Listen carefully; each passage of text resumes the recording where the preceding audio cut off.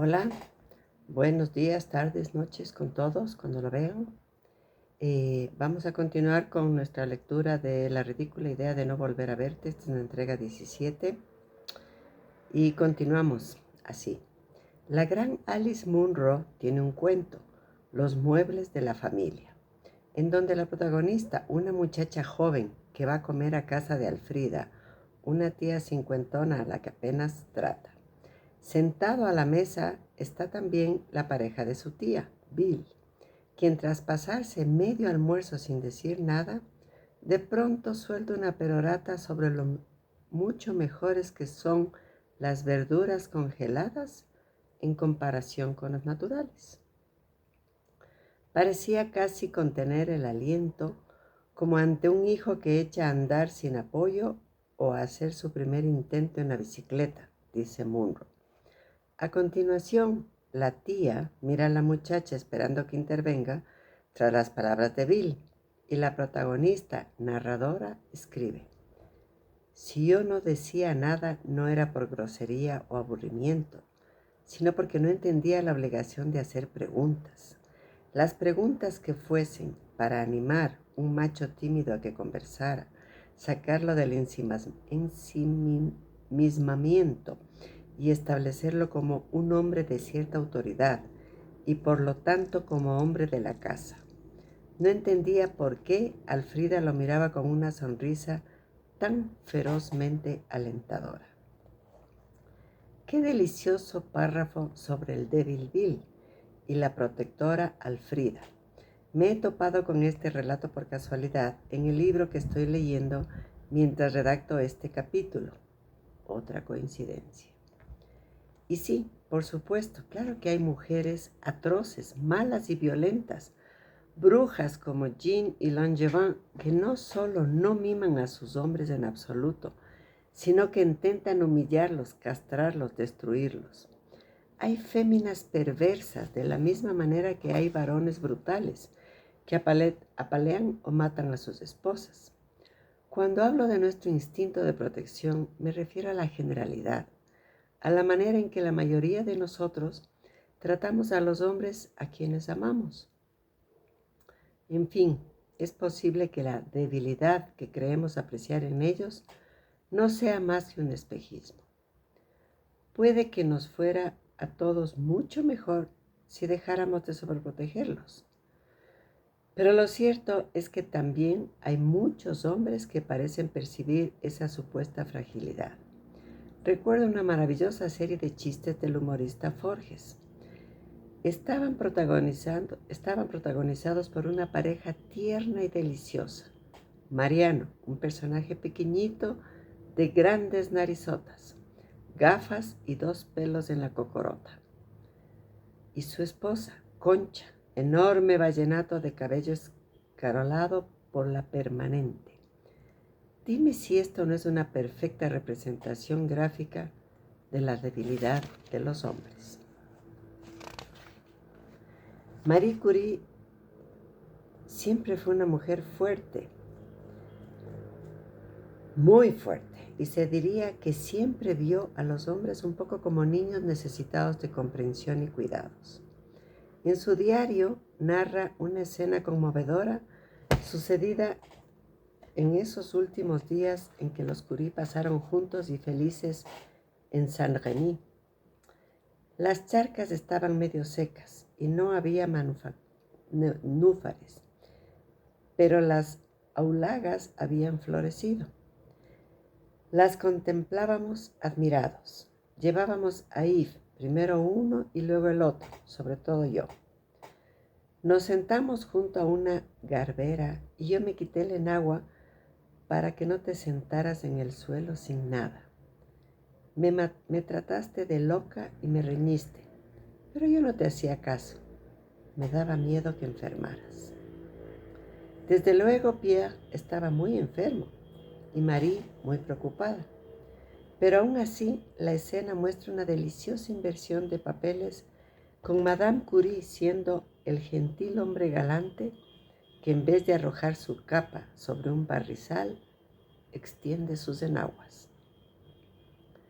Marie siempre fue todo un caballero, recordamos su dedito anular más largo.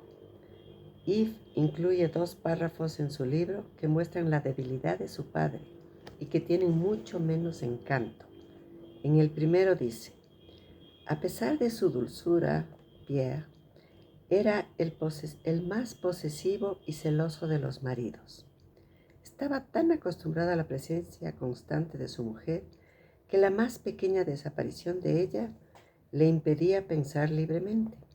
Si Marie se entretenía un poco más junto a su hija, la bebé que estaba acostando, él la recibía a su vuelta a la sala con un reproche tan injusto como para resultar cómico. Tú no piensas en nada más que en esa niña. De cómico nada, o sea que además de dar clases en Sèvres, trabajaba en el laboratorio, hacer mermeladas, encargarse de la casa y cuidar de las hijas.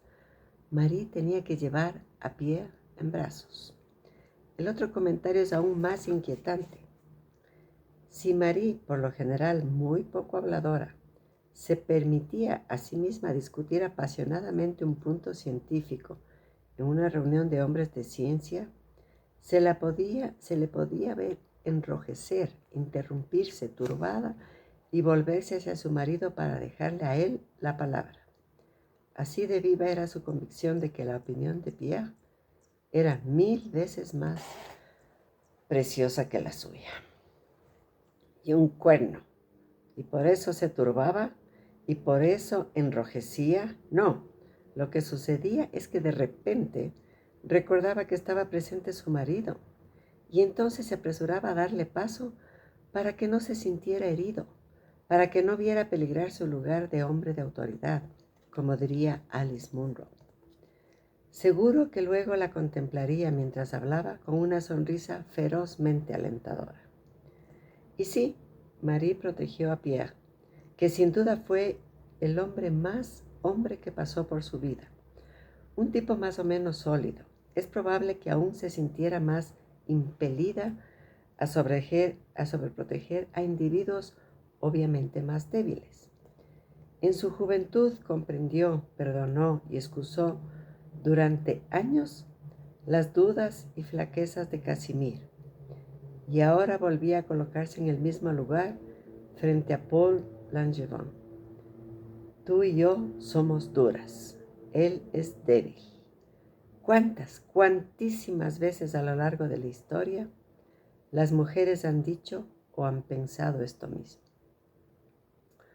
Así estaban las cosas, en fin, cuando llegó 1911, el año más convulso y terrible para Madame Curie. Empezó en enero con ese error de postularse para la Academia de Ciencias.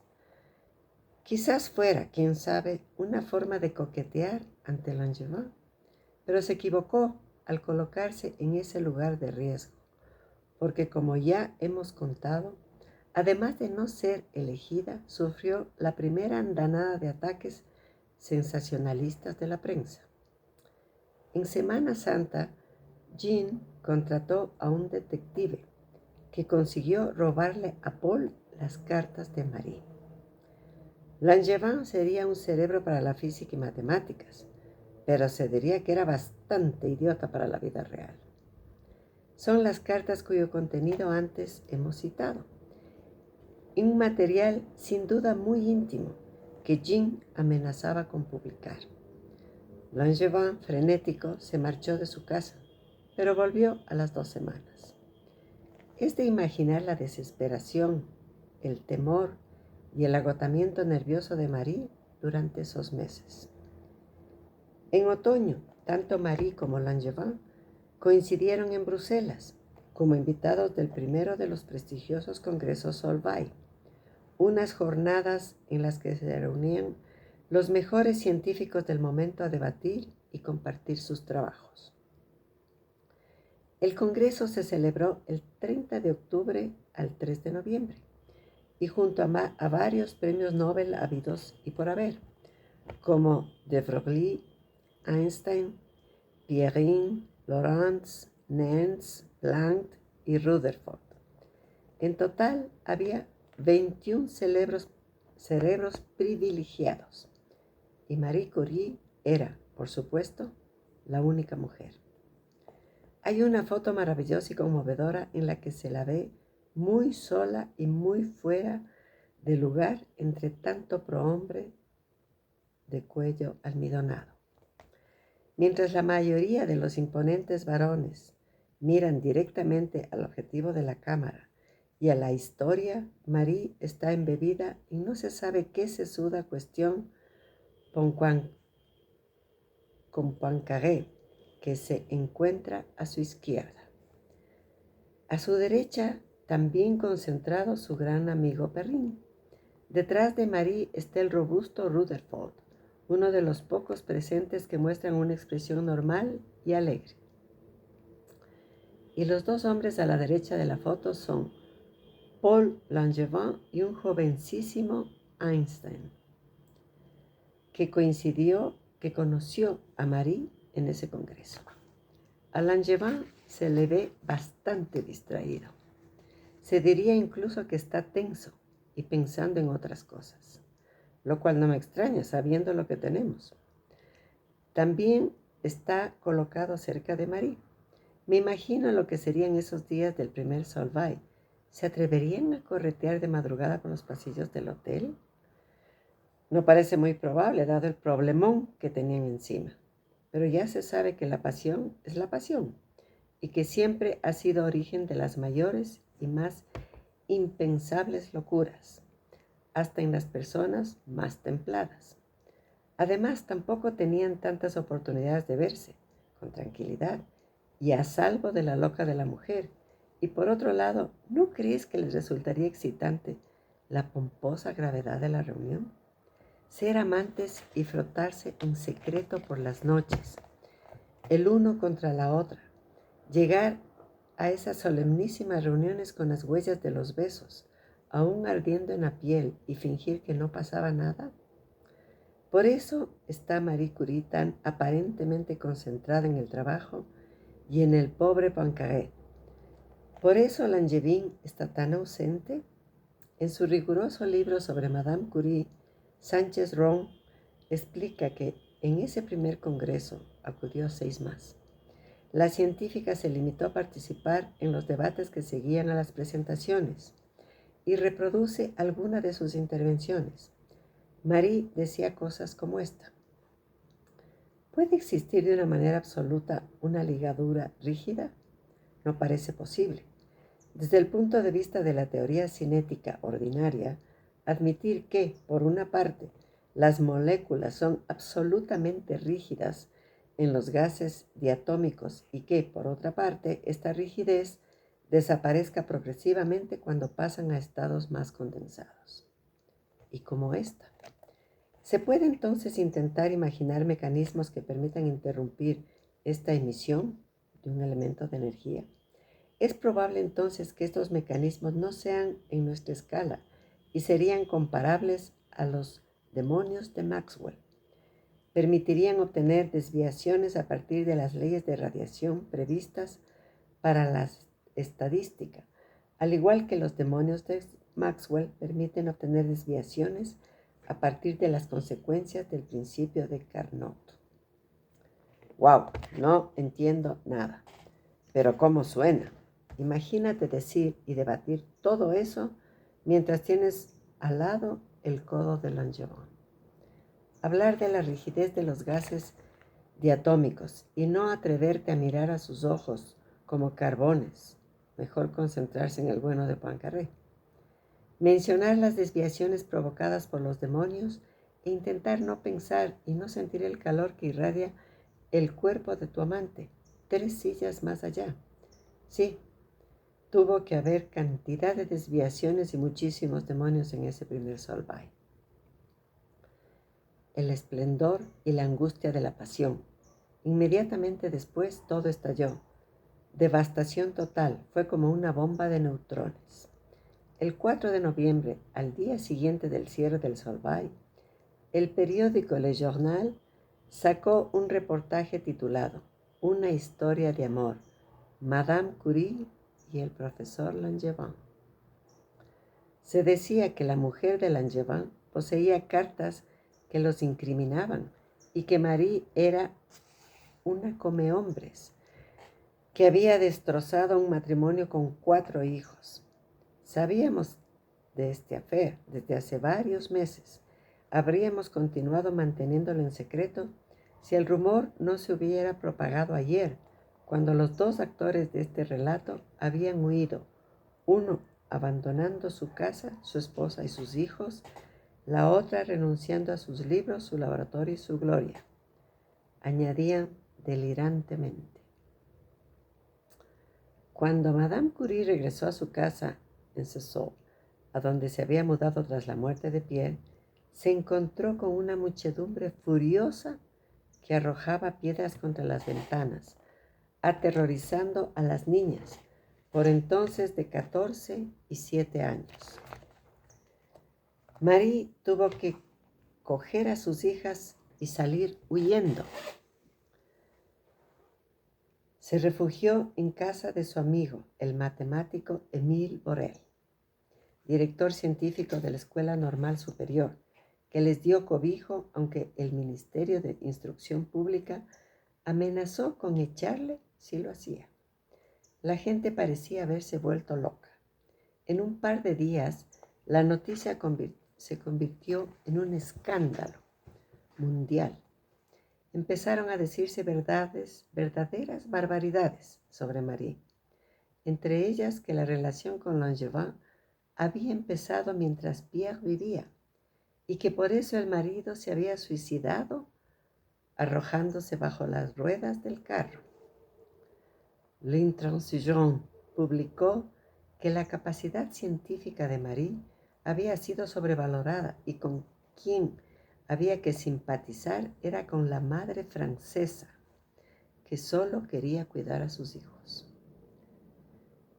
Tiene argumentos, tiene apoyo, tiene por encima de todo la eterna fuerza de la verdad de su lado.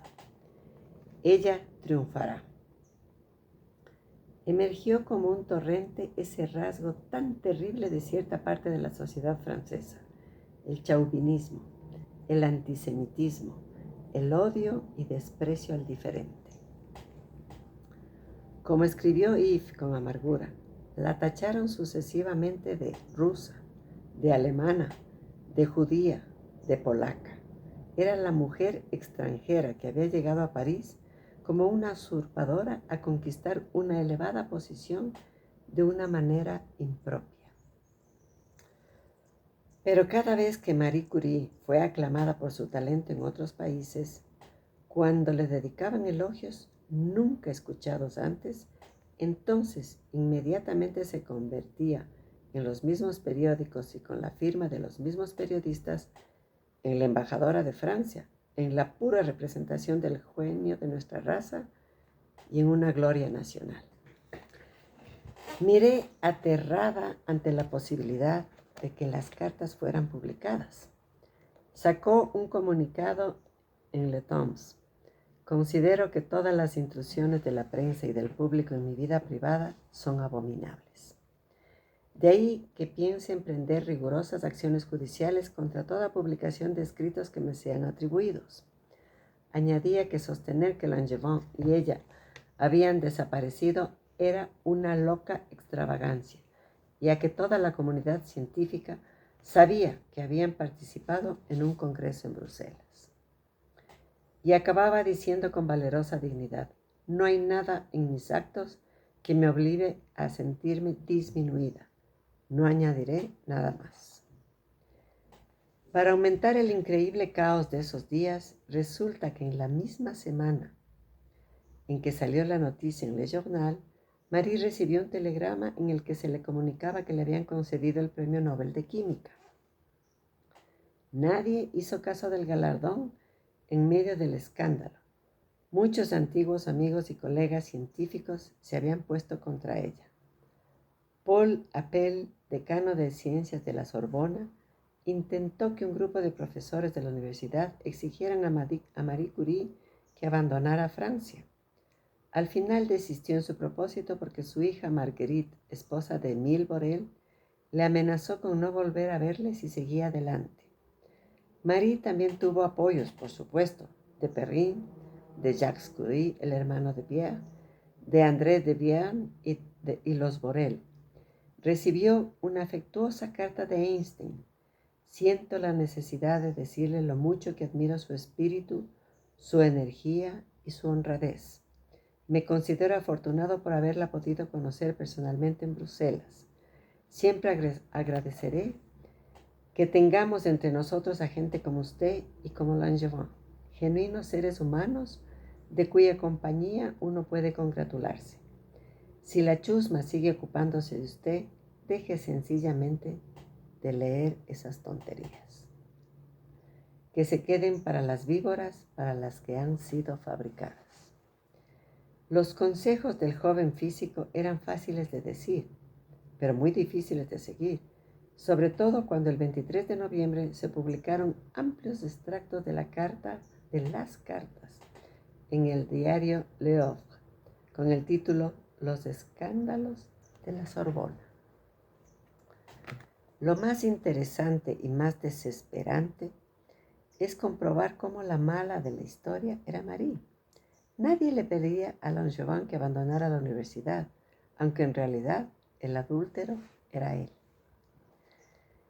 En la Acción francés escribieron: esta mujer extranjera pretende hablar en nombre de la razón, en nombre de una vida moralmente superior, de un ideal trascendente bajo el cual se oculta su monstruoso egoísmo.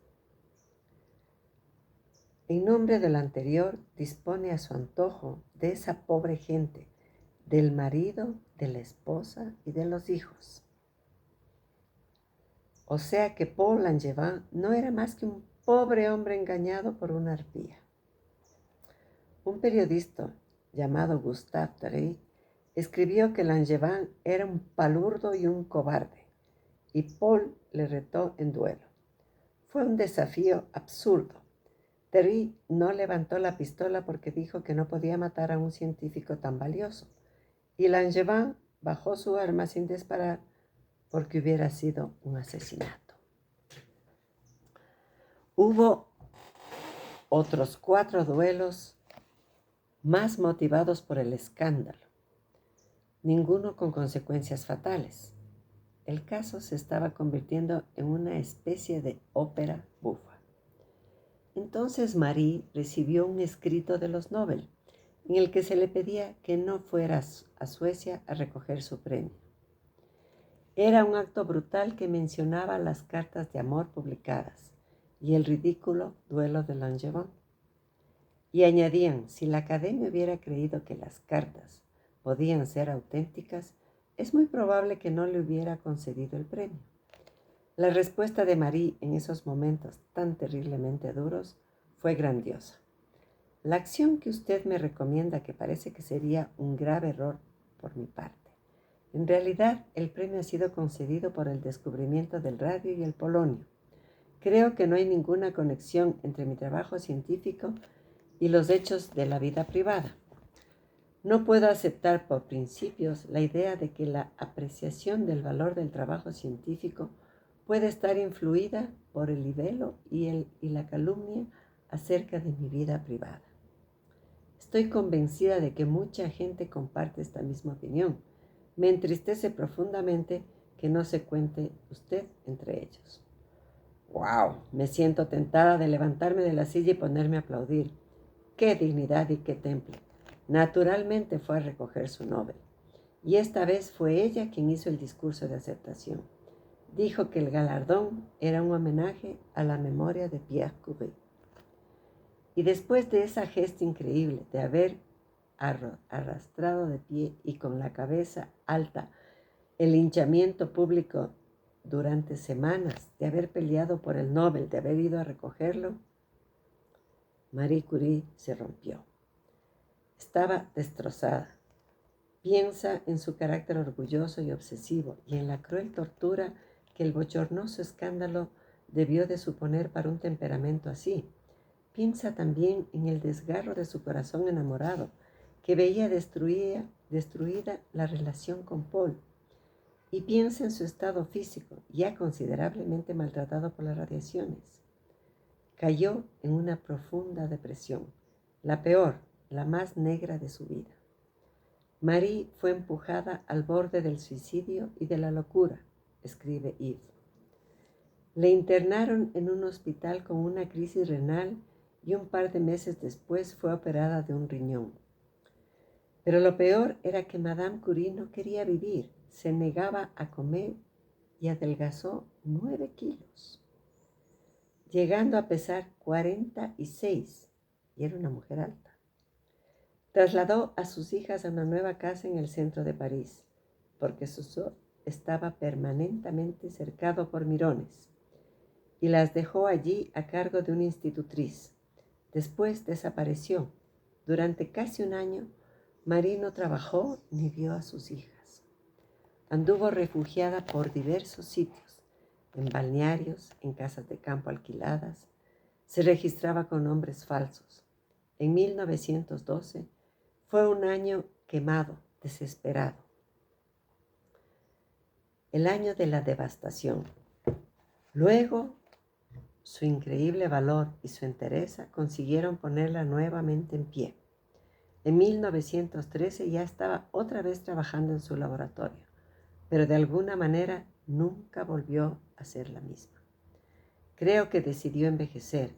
Fue en ese 1913 cuando Einstein dijo que le parecía fría como un pez. Él no sabía que solo estaba viendo la capa endurecida por la intemperie de un interior de lava. En cuanto a Langevin, por fin firmó un acuerdo de separación con su mujer y quedó libre, aunque Marie ya no estaba en el horizonte. Recuperaron la amistad, pero nunca el amor.